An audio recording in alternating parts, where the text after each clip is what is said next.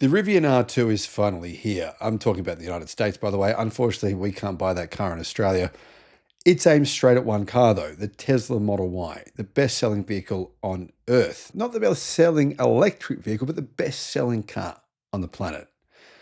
Both are mid-size electric SUVs. Both start at a price of exactly $57,990 US dollars in their performance trims, and both have identical EPA efficiency ratings.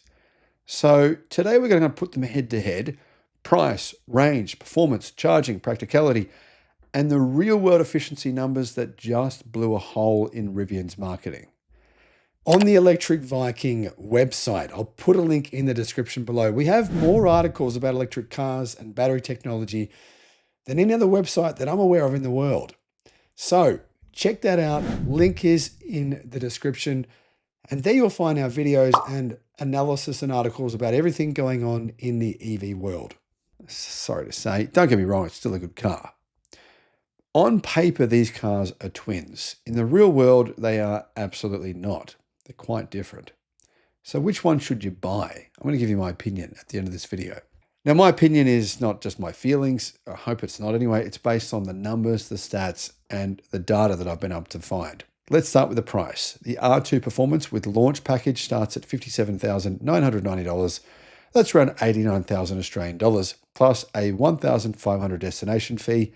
Model Y Performance is $57,990 as well, landing at about $59,600. Drive away with Tesla's fees. So very similar pricing here. In fact, exactly the same.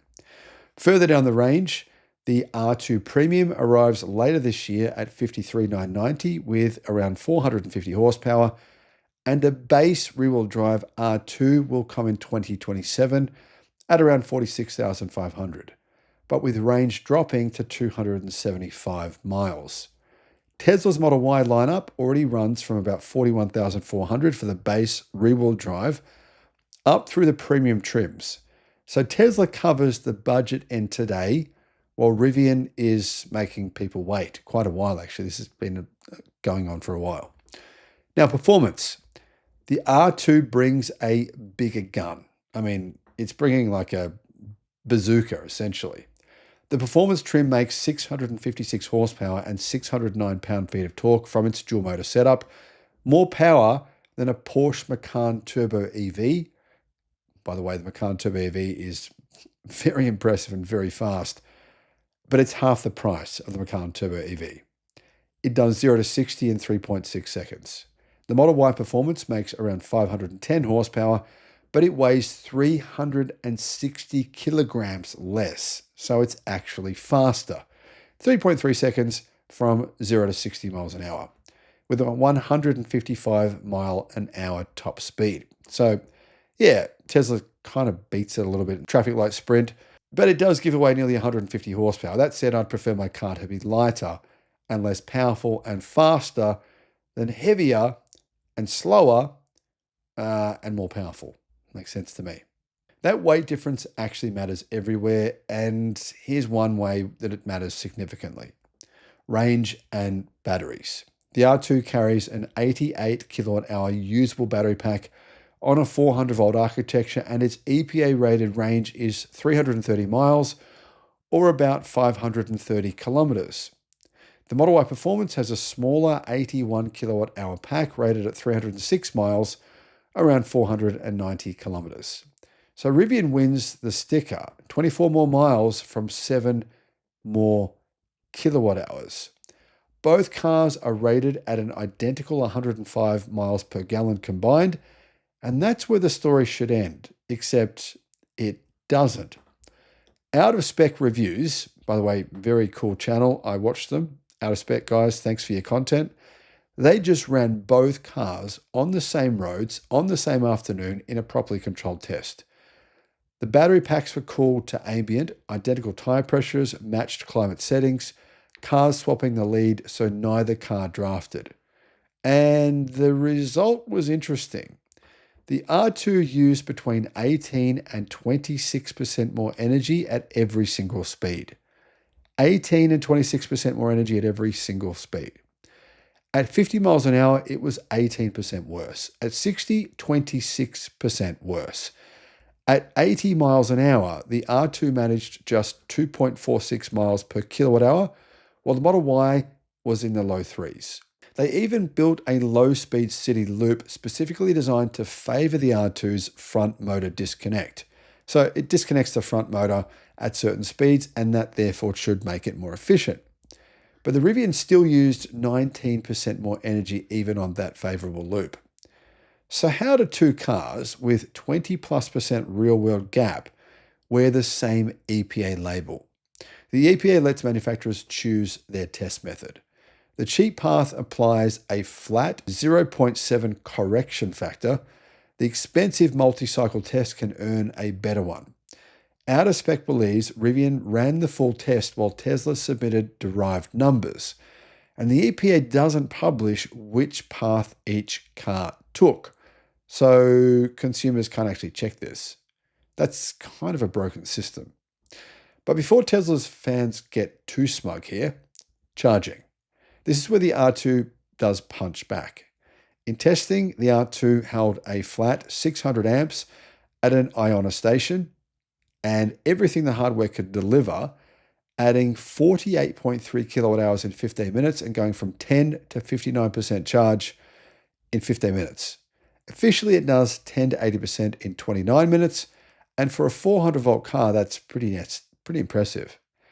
It was charger limited, not battery limited. The Model Y Performance is actually the slowest charging Model Y, peaking at 250 kilowatts, but tapering early, adding around 144 miles in 15 minutes. The catch: the Tesla is so much more efficient that it converts less energy into more distance. After an identical 15-minute charge, the Model Y drove 103 miles at 80 miles an hour. The R2 managed 92.8. So, practicality is probably the one area where the R2 might win. 90 cubic feet of enclosed storage from front to liftgate, pop-out rear quarter windows, a built-in torch in the door, a massive 9.6 inches of ground clearance, proper approach and departure angles, and a 4,400 pound tow rating on the launch package against the Tesla's 3,500 pound tow rating. It's a genuine SUV, and it looks like a genuine SUV. It's a boxy shape. Actually looks quite good, I think. The Model Y counters with its supercharger network, a more polished efficiency-first package, better software, full self-driving, and this is, it's an apples with oranges comparison in some ways because the vehicles are quite different. So which one wins? Well, honestly, guys, it depends on what you actually do with your car. If you tow, you camp, you surf, or you leave the tarmac, then the R2 is the more capable, more charismatic vehicle, and its charging is genuinely class-leading for 400 volts. But if you spend your life on the highway, the Model Y is simply the better machine. It's quicker, cheaper to run, and dramatically more efficient at the speeds people actually drive. The R2's 330-mile rating is likely inflated. The Model Y's 306 is real-world, realistic, and you might get more than that. My take: Rivian actually did build a brilliant car. It's shaped like a brick, and that's why its efficiency is lower, but it's actually a really good alternative to the Model Y. And the only thing is they kind of let the marketing write checks the aerodynamics can't cash. The R2 doesn't match the Model Y on efficiency, and Rivian should stop saying it does, because the product is actually good enough to win on its own terms. Utility, charging speed, character, ground clearance. Just don't buy one expecting Tesla running costs, because at 75 miles an hour on the interstate, these two cars are not the same. The Rivian is quite a lot heavier, but it's a different type of car. Which one would you put in your driveway? Because this is an interesting question here.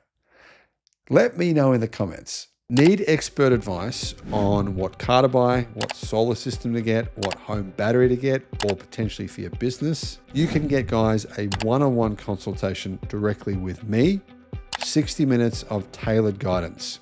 This might help you avoid making a huge mistake spending money when you shouldn't, and potentially save you a massive amount of money. Click the link in the description below because I can assist you, and why not? The link is in the description. Thinking about getting solar, a home battery, or an EV charger? Check out Australia's best free comparison tool because it could save you a lot of money. Guys, click on the link below in the description and you can see how much you can save. Alternatively, give Resync a call. They are the guys who installed my battery and my home solar. I'll put a link to them as well in the description.